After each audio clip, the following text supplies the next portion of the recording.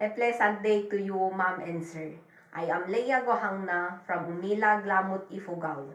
I was born in May 24, 1994. I am 31 years old. I am single. I finished my college degree taking up Bachelor in Agricultural Technology. I work in the Philippines from 2021 to 2025. I serve one couple and two children ages 5 years old and 8 months old.